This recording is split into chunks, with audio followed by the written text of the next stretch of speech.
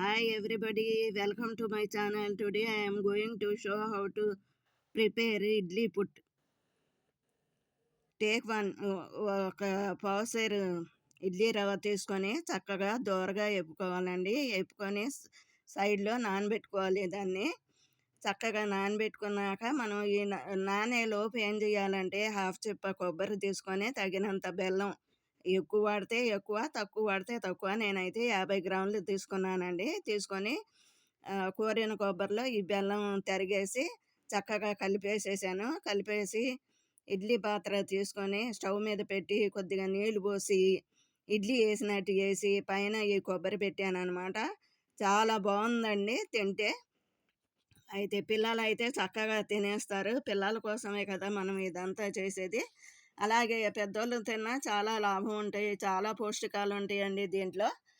అవి ఏంటంటే రవ్వలో 70 క్యాలరీస్ ఉంటాయండి, 13 కార్బోహైడ్రేట్స్ ఉంటాయి, ఒకటి ఫ్యాక్ట్ ఉంటుంది, 2 ప్రోటీన్స్ ఉంటాయి అన్నమాట. కొబ్బరి చాలా మంచిదండి, ఇటువరకు వీడియోస్లో చెప్పాను. అలాగే బలహీనంగా ఉన్న పిల్లలకి ఇవ్వాలి, తెలివితేటలు కూడా పెరుగుతాయి అన్నమాట. పెద్దవాళ్ళు తింటే చాలా స్ట్రాంగ్గా ఉంటారండి. అలాగే బెల్లంలో కూడా కొన్ని పౌష్టికాలు ఉంటాయి. అవి ఏంటంటే రక్తహీనత తగ్గిపోతుంది, బీపీ కంట్రోల్ అవుతుంది, కాల్షియం, ఫాస్ఫరస్, ఐరన్ ఇవన్నీ కూడా దీంట్లో ఉంటాయి అన్నమాట. అందుకని మనం పిల్లలకి ఇవ్వచ్చు, మనం తినవచ్చు, పెద్దవాళ్ళకి ఇవ్వచ్చు. అయితే దీంట్లో అన్నీ లాభాలు కాబట్టి మనం కూడా లాభం పొందుతాం అన్నమాట. ఆరోగ్యపరంగా మనకి లాభం వస్తుంది. ఇదంతా జస్ట్ అనమాట. ఎట్లా అంటే బ్రేక్ఫాస్ట్కి మనం చేసుకొని తినొచ్చు, లేకపోతే పిల్లలు స్కూల్ నుంచి వచ్చినాక అలాగ పెట్టవచ్చు. చాలా పోషకాలు ఉంటాయి కాబట్టి మనం వదిలిపెట్టకూడదు.